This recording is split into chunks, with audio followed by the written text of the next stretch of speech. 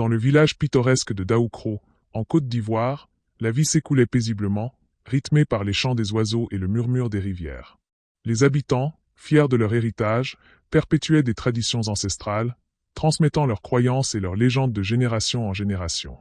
Mais derrière cette sérénité se cachait une histoire poignante, celle d'Akissi, une jeune fille au sourire éclatant, fille unique d'un célèbre guérisseur, Kofi. Kofi était respecté et craint à la fois. Ses connaissances des plantes médicinales et des rituels ancestraux faisaient de lui un pilier de la communauté. Cependant, il portait en lui un lourd secret, la perte tragique de sa femme, Aou, emportée par une maladie mystérieuse. Cette douleur, bien que dissimulée sous un masque de sagesse, hantait chaque geste de Kofi et se répercutait sur son âme. Un soir, alors que le village se préparait pour la grande fête des esprits, Akissi ressentit un changement dans l'atmosphère. Les ancêtres semblaient murmurer dans le vent, et des ombres dansaient autour des feux de joie. Intriguée, elle s'aventura au-delà des limites habituelles du village, guidée par une force invisible. Elle découvrit un ancien sanctuaire, oublié et envahi par la végétation. Au centre, une statue de bois représentant Aou tenant un enfant dans ses bras. Dans un moment de révélation, Akissi eut une vision. Sa mère, Aou, l'appelait. Dans un mélange de joie et de tristesse, elle comprit que les esprits des ancêtres souhaitaient lui transmettre un message crucial. Chaque nuit, Aou apparaissait dans ses rêves, lui révélant des indices sur un remède oublié, capable de guérir les maux de Kofi et d'apaiser son âme tourmentée. Déterminé à sauver son père et à honorer la mémoire de sa mère, Akissi s'allia à ses amis, Yao et Fatou. Ensemble, ils entreprirent un voyage à travers la forêt luxuriante, à la recherche des plantes mentionnées dans ses rêves.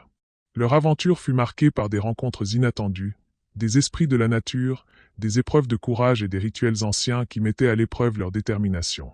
Un jour, alors qu'ils exploraient un coin reculé de la forêt, ils tombèrent sur un groupe d'étrangers. Ces derniers, attirés par les légendes de Daoukro, avaient l'intention de s'emparer des secrets mystiques qui s'y trouvaient. Akissi et ses amis, pris au piège, réalisèrent qu'ils devaient agir rapidement pour protéger leur héritage. Dans un moment de désespoir, Akissi se remémora les enseignements de Kofi. L'amour et la solidarité sont les plus puissants des remèdes. Unissant leurs forces, elle et ses amis réussirent à s'échapper. Par leur courage, ils révélèrent la force de leur lien familial et amical, galvanisant le village entier pour lutter contre cette menace. Le jour de la fête des esprits, Akissi, avec l'aide de Kofi et des anciens, réalisa le rituel pour honorer les ancêtres. Les plantes qu'elle avait recueillies furent préparées avec soin, et une potion puissante fut concoctée. En offrant ce remède à Kofi, elle lui redonna espoir et força les souvenirs heureux d'Aou à remonter à la surface.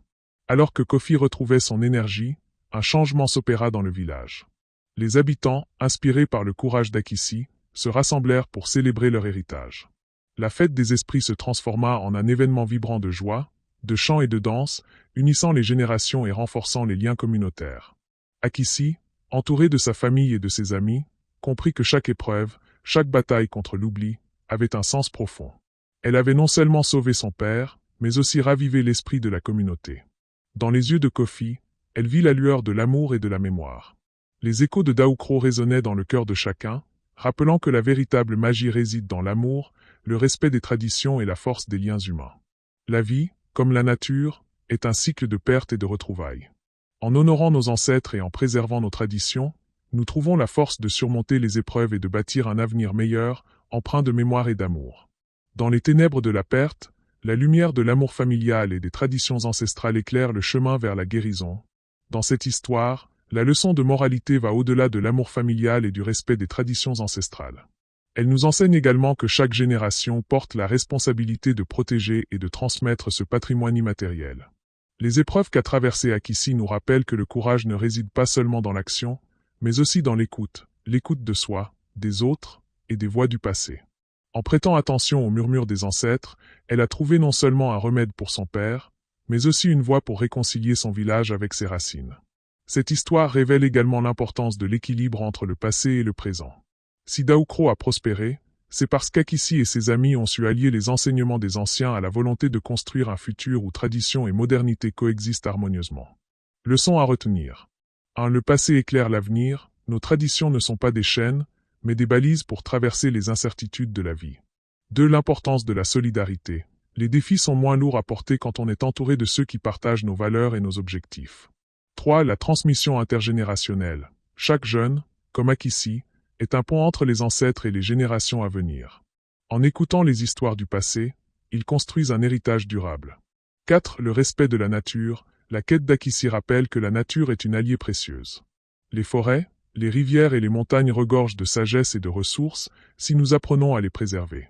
Ainsi, les échos de Daoukro nous invitent à devenir des gardiens. Gardiens de nos traditions, de nos familles, de notre communauté, mais aussi de notre environnement. Ce n'est qu'en honorant ces rôles que nous pourrons bâtir un monde où les épreuves se transforment en force et où l'héritage devient une lumière pour les générations futures.